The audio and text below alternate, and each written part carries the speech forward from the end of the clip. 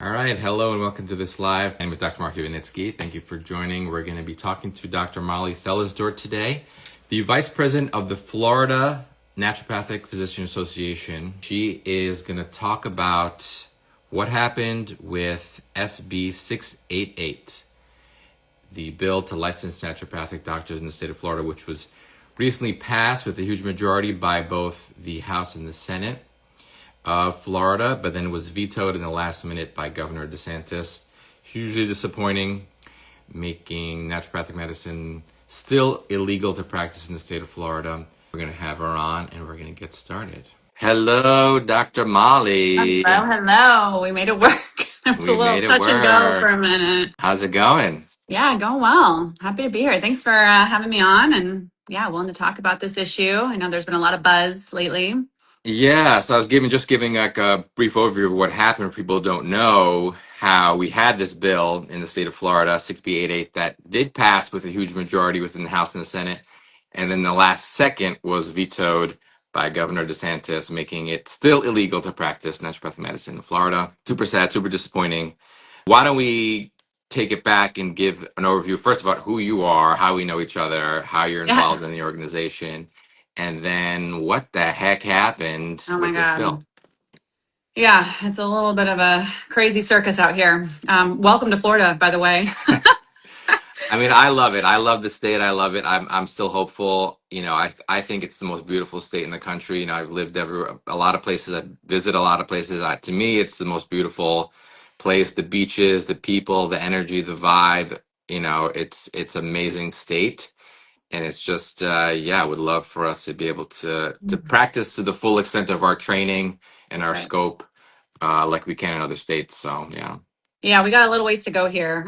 I mean, I couldn't agree with you more. It's such an incredible state and so unfortunate to still have these big hurdles with, just in terms of health freedom, in terms of access to, qualified natural medicine doctors. But yeah, just to kind of answer your question earlier, my name is Molly Thellersdort. I moved here from Portland, Oregon 5 years ago. I was working there as more of a primary care naturopathic physician. Mark and I went to school together, so we were colleagues, graduated together. We both studied acupuncture as well. And yeah. Where were you, by the way? Sorry to interrupt you. Where were you in Portland? Are you on your own or were you at a clinic? I was with Essential Family Medicine. It was a small family practice, mostly dual degree practitioners. And yeah, we did a lot of family care, women's health. Yeah, we had a lot of folks coming in for, you could really practice like the full integrative approach in that primary care setting, which was an amazing start, for me with my career, just getting that experience. It's great to have all those tools to then be able to serve everybody with the full toolkit and not feel like, held back in any way. Yeah. And that was the huge juxtaposition, like coming from a place like Oregon where I had all those tools under my belt. I had, quite a bit of experience knowing how to put those to use and in what cases you wanted to go this approach versus that approach. And then it was during the pandemic, everything just kind of turned crazy. I was pregnant with my second baby. We were kind of trying to navigate what to do around that time because the clinic was mostly going telehealth. And I mean, everyone knows it was like the whole world shut down. So we came down to Florida because my folks are down here, husband's from Haiti. And so we had, some connections with the Haitian diaspora down here and mostly just wanted a bit of a break, get some sunshine. I had to take months to pull the gray, rainy damp out of my heart. I feel like from living in Portland for so many years, but Florida is great for that. When we came down here, I was, continuing telehealth because that's what everyone did and continued that for a while, especially throughout my pregnancy. And then over time was kind of like navigating, okay, what do I do? I'm here in Florida. I know I can't really use my naturopathic degree here. I mean, with COVID, we could still kind of do telehealth. I could still be treating patients in Oregon and kind of keep my head afloat. But I also had the obstacles, with the acupuncture limitations. I had to go through another hoop to get my license here for that. So I was kind of in this waiting period.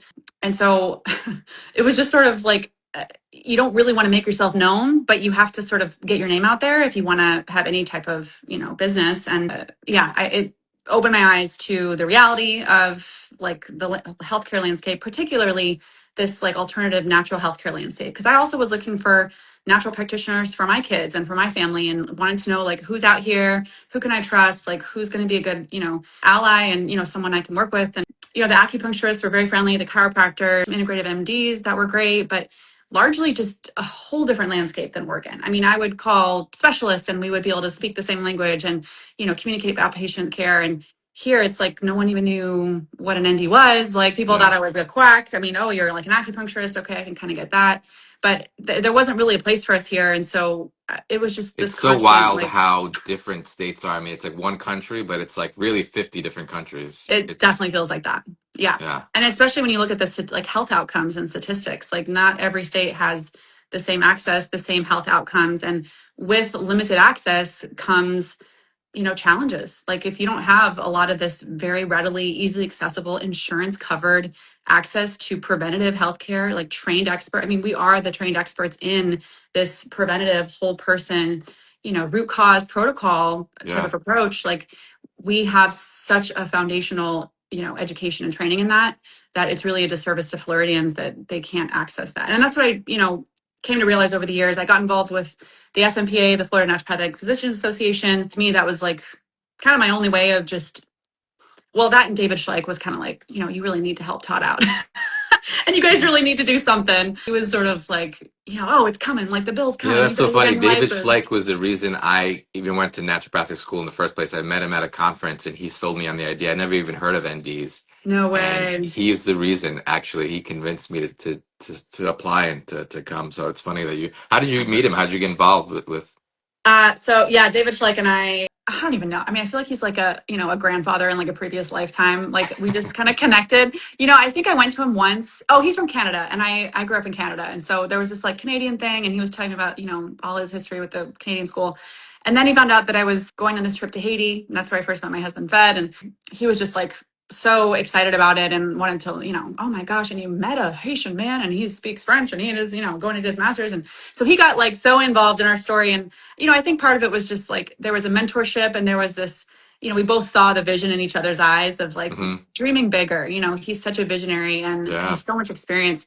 So he really motivated me. I hope he watches this one day because he really was like an inspiration for me to just think beyond, this limited path. Like I knew what we were learning was something really special. It's a challenge because it's not recognized everywhere. We are kind of labeled like the alternatives, yeah, I don't know, there's a whole lot of names that can, come out there.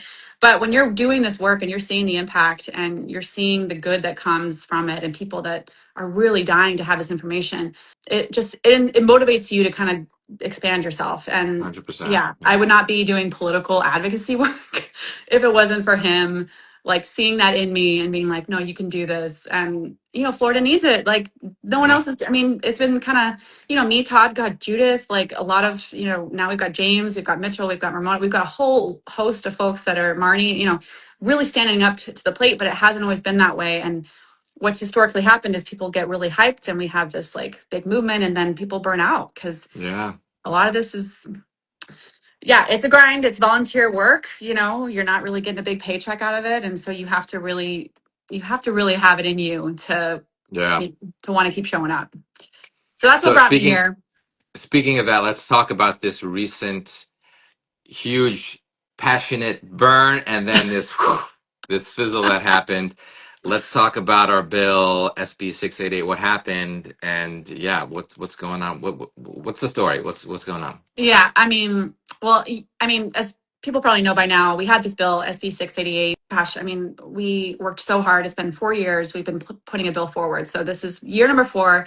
We had the most progress we've had in, over 60 years. Like this is really as far as we've ever gotten in terms of, people want this and people are voting yes. And like legislators, I mean, it's bipartisan. We've had overwhelming support. We kind of had a strategy of keeping it a little, low key because we are the underdogs. Like we don't have Yeah. huge pockets. We don't have huge awareness in the state. It's still growing. People are still trying to, learn and understand who we are. And so we put this bill forward. We got incredible headway and, we passed the House 88-22, which is Huge. significant, huge. We passed the Senate 33-3, which was our biggest obstacle. We never thought we'd even make it through the Senate. We had, overwhelming support, really great champions, and so much hype. And then there was this like waiting period. And we're all just like, okay, next step, governor's desk, like no brainer, like DeSantis, come on, like this is, no cost bill, like preventative health. So many Floridians are, writing him. Thousands of people wrote him asking, begging for this kind of care. We're the bridge of the system. We have the knowledge and the experience of conventional care and all of this training in preventative natural alternatives. We're not going to be kicking out the traditional healers. We're going to be bridging them together into the system and, making space for everyone at the table. That was our good faith bill. We were really hoping he'd be the champion to sign it off. Unfortunately, it was crickets for like months. We passed the House and Senate, I think it was in March, and it didn't, get to his desk until June. So all the special sessions were out. Everyone was kind of summer vacation, like dull moment. He waited to the 11th hour and decided to veto. We got a call on Friday afternoon at like 5:30, 6 p.m. And it's just like, man, like didn't see that coming. And, yeah, we can go into details about that, but it was a really heavy day. We were all really excited and waiting for a victory. And we had a lot of people on the back ends, like really championing this bill. It was a health freedom bill first and foremost. And, Yeah. We kind of thought he'd be on our side with that and could see the benefit that this would bring to Florida. And unfortunately, it was one signature kind of killed it. Yeah, it was a huge deflation moment. Like all this, like this balloon of optimism, and then like pew, the whole thing Yeah. like and I don't think anyone expected. I mean, all the conversations, all the talk was like, oh yeah, he'll just gonna fly through. I think I want to take a quick step back and just give context of how. So Florida is not a licensed state Right. currently, and it wasn't, so for many years and since like the 60s or whatever. What does that mean? So you came from Oregon. We were a licensed state there, licensed to practice primary care. We have prescriptive rights. We can do everything. We can have the full scope, full tools. Florida, we have none of that. In Florida, we're actually a felony to practice, call ourselves naturopathic doctors. I'm curious about what the difference between naturopaths, people practicing natural medicine, and naturopathic doctors, because I think that kind of goes back to the point that Dr.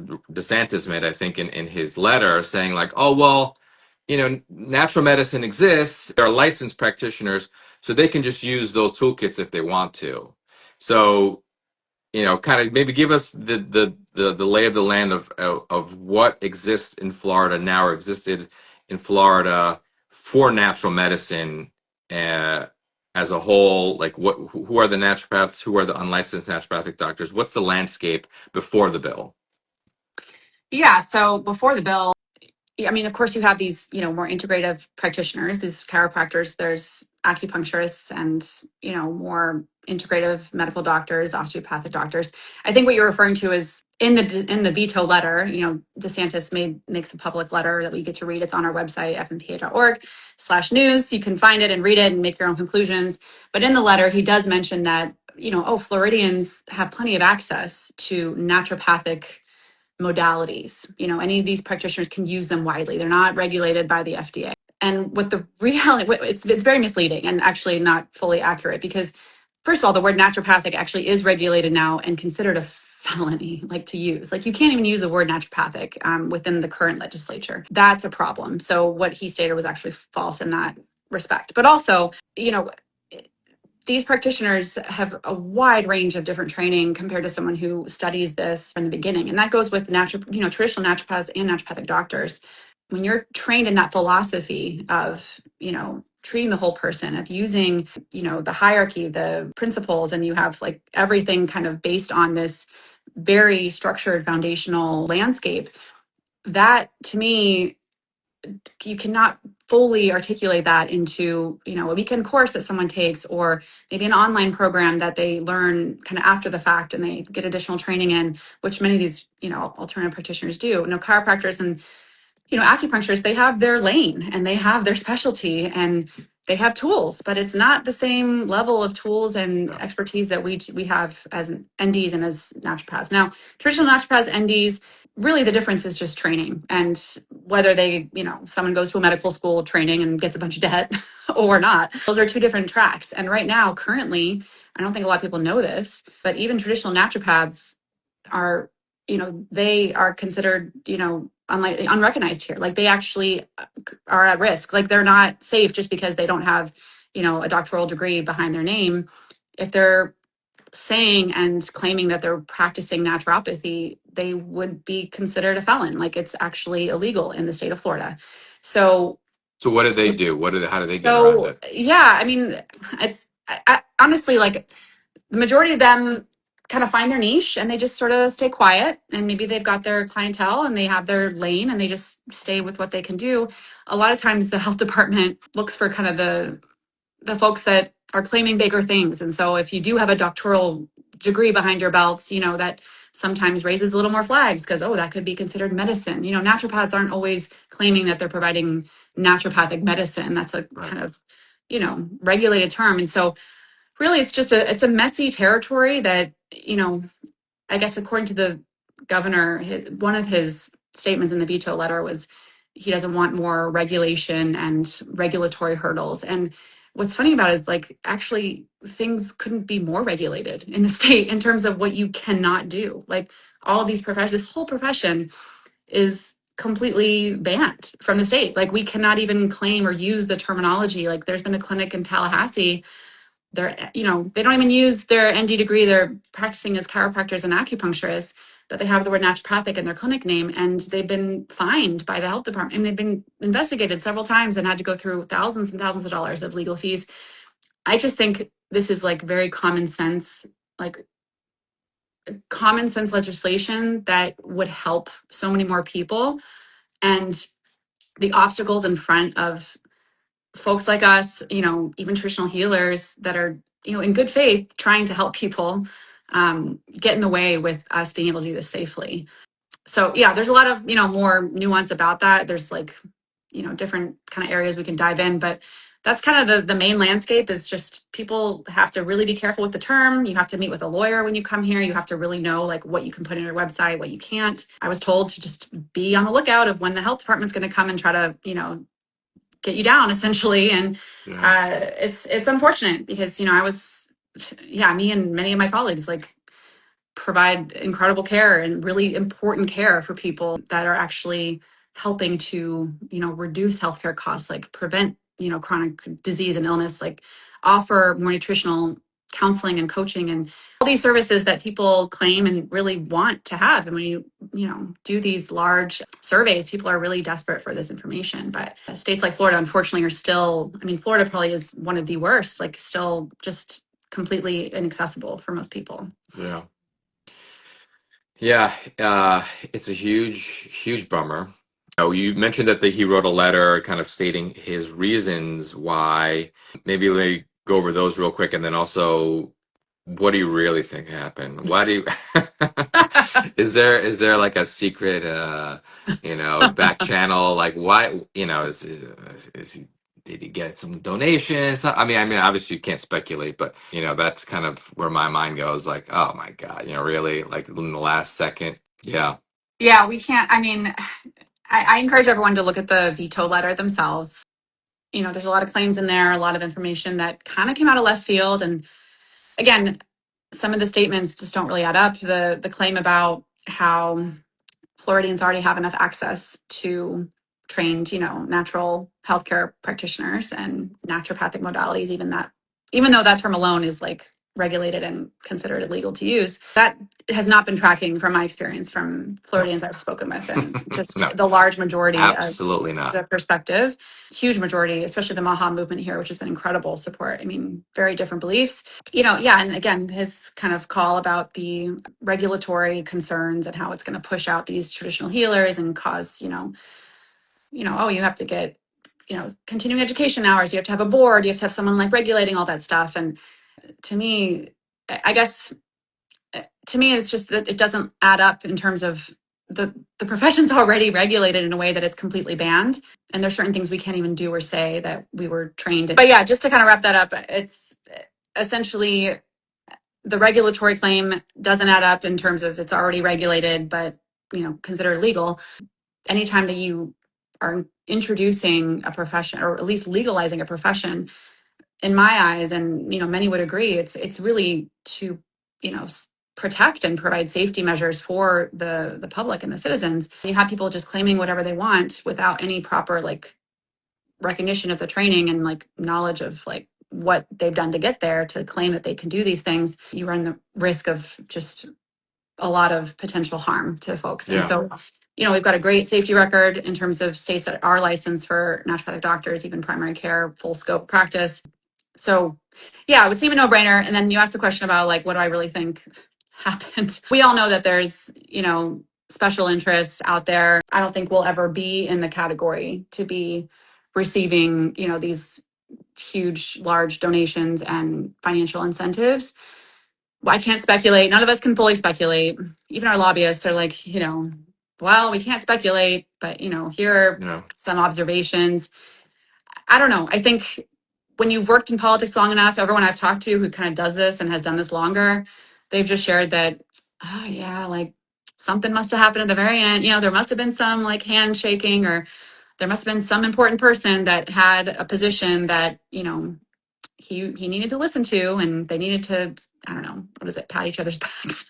I've heard a lot of different things, but I can't claim that. I've lost some faith in the system with regards to how the governor decided to respond to the bill. He wouldn't even open, his office wouldn't even open up to talk to us about these issues. And some of the things he mentioned in the veto letter are not even consistent with if you even go on our website, like they're just not accurate. But I do feel like there is still some hope in the system, like seeing how other folks have stood up, other legislatures, senators, representatives. To me personally, like I feel like we are still on our way to getting this done. It's a long journey. It's a slow process with politics. From what I've heard, like you kind of just have to keep at it, and they want us to fizzle out and burn ourselves out and just kind of go away. Yeah. If we keep showing up and we keep showing that hey, this is what Floridians want. This is what the people are asking for, and legislators are supporting this. Like it's kind of a no-brainer. I would just hope that the next governor would have a different compass on what's really best for Florida. Yeah. So we know that this is his last term. He's out of office in December. Now we've got, some new candidates and a whole new potential landscape.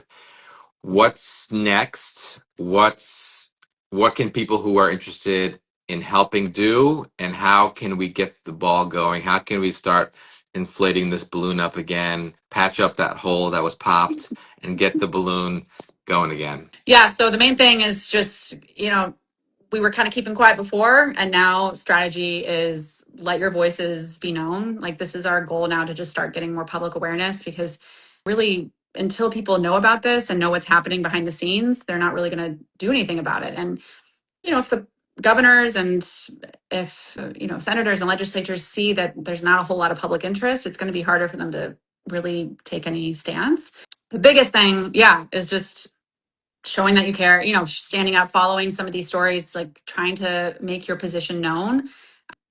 I would probably, resort everyone to check out the website, fnpa.org, just because we have a lot of like new updates and information on there regularly.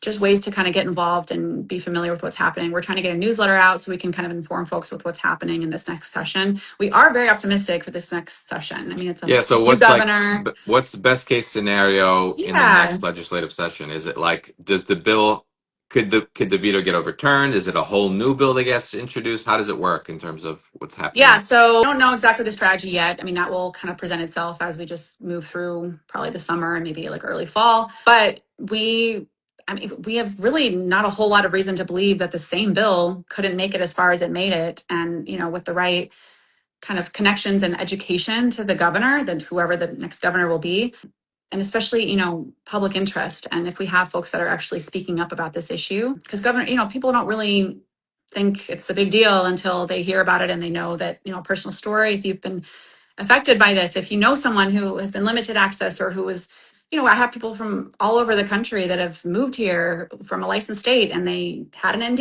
and they're coming here and they don't have anyone and they're trying to figure out what to do with this, like, missing doctor in their healthcare team. Yeah. That's a story that's, I think, people are willing to listen to, and they kind of take a second year to, because especially with, a lot of chronic illness and, complex conditions. And I mean, gosh, Dr. Robinson is focusing on cancer, like those kind of conditions and patients, like that's a big deal for them if they can't access that type of provider type. Yeah. So the plan is to kind of get it through as far as we did last time and take it all the way through the finish line. We have really not a whole lot to believe unless there's like something huge that comes in the way. And, again, we just have to be prepared. And that's where the public outreach and kind of grassroots movement comes in. But also, we can't do any of this without the right kind of donations. And unfortunately, we don't have those special interests that can be sending us, those bigger checks. And politics isn't all about money, but once you start getting into it, I don't know, Mark, if you've ever done any of the advocacy work. I know you lived in New York for a while, but it's like a large part is about money, unfortunately. Yeah. And so without some type of like financial, baseline, we're probably not going to have a whole lot of luck like continuing this on and continuing to fight this movement. Yeah, we got to find some allies on our team. Yeah. We have some great ones. I mean, we've made it this far. Like, we would not have been this far without some Definitely. incredible supporters. I mean, shout out Zymogen. Oh my God. Like, if you guys have not checked them out and like seen just the amount of support they've like shown to us, I hope others like them can step up and realize like this is worth the fight and it's worth that investment. And just any one of you, anyone who's just willing to kind of, pitch in a little bit here and there, that's how these movements really can grow. And yeah, this upcoming session, bare minimum, we're going to need at least tens of thousands of dollars, like bare minimum, just to kind of get started and do what we did last year. And so any little bit helps, and any type of connections that folks have, if they know of someone that could be able to support this or who are, passionate of this issue, just to kind of, send them our way. Let them know that we're here to fight and we want to fight for them. And, in order to do that, we do have to have that kind of support. Yeah, I think Zymogen is so great because they are based in Florida. They're homegrown, and they really want to see this medicine flourish, and that's been really helpful. We need to find more allies in Florida, and I mean anywhere, anyone who wants to support us. But yeah, it's going to be a fight. Hopefully the next governor is more open to us. Either way, whoever wins, and can get this over the finish line, because it just seems so crazy that it had so much support from both sides of the aisle and just kind of crashed at the end. It's just really frustrating. Yeah, we had both Todd and I had to have like 2 full days of like. Thank you for all your work. I mean, you guys are Man. just tremendous amount of work for us here in Florida, and we're super appreciative of all the work you do. I mean, gosh, it's a ton, and so thank you for your service and your work. Oh, thanks, Mark. All you guys, the whole board, and really grateful, really thankful, and hopefully we can just get this balloon going of optimism, enthusiasm blowing again, and get it over the finish line. I'm optimistic. Like I said, I mean, we might not have had the victory that we wanted, but there are, I mean, incredible outreach, people coming in from all over the country. I mean, even, folks from everywhere that want to move here. They really do want to support this movement. And, you talk about the kind of primary care provider shortage in the state of Florida. Like, what an incredible opportunity to bring in these primary care trained practitioners to the state of Florida to kind of fill in that gap with prevention, with, forward thinking and educating, and hopefully working to get folks off of their meds and like really supporting their bodies with more preventative root cause approaches. Yeah, I'm hopeful for the future. It's a little bit doom and gloom at the moment, just as we kind of mourn this whole process this year. But you'll be hearing more from us. I hope I can come back on and maybe share some more updates as we get love that. Some news, and the hype the balloon gets to inflate again. And hopefully next year this will be a much different conversation too. I just hope the next governor is willing and open to listen, and it's going to be not just our voices, it's going to be all of you guys to really send that message. I think also a message that needs to get heard too is that we're not competing with anybody. We're working. I mean, if anything, we're the biggest collaborators. We refer, we work together. We're to assume that we're going to take over somebody's profession and kind of cut somebody out because we're licensed, I think is crazy. And I think that maybe that fear kind of drives some medical doctors, other professions, but really it's only a net benefit to the people of the state of Florida, to have access to this care legally, really to there's nothing, I mean, seeing patients, I feel like you said earlier, seeing patients who are chronically ill become better, getting off their meds, like it's just so inspiring to us as doctors to see that the magic of our medicine, and then to be able to practice it openly, freely, is just really a gift to us and then to our patients. So really, getting this something like this passed is really huge and really needed in Florida, for everybody. Yeah, no, I couldn't agree more. So I'm glad that you're support. I'm glad you moved here and you're willing to help us out and, be part of the movement. I'm going to be, yeah, coming to you to help us Yeah. get this message across more often and just more consistently. And yeah, anyone else that wants to step up to the plate, that's willing to just be a part of this movement, please reach out to us. If you have, ways or means of supporting, donating, please follow this account, but also go onto our website and see if you can send a donation. And yeah, we'll be moving forward. There's no other Yeah. way. We're not going anywhere. And I think that's maybe what some opponents might have wished that this year would have done. Yeah, we can't do that. Yeah. We gotta keep trucking on. We gotta keep fighting. We gotta keep moving. Yeah, Thank you, Molly. 100%. Thank you for coming on. Thank Yeah, you I for all the appreciate work it. you do. It's great seeing you. Great having you. You Great as being in well. your state and having colleagues in the state again. So Yeah. yeah, we'll be in touch. We'll do this again soon. Sounds good. Sounds good. Thank you, Mark. All Yeah, right, good to take see care. you. We'll see Yeah, you. take Bye. care. Bye.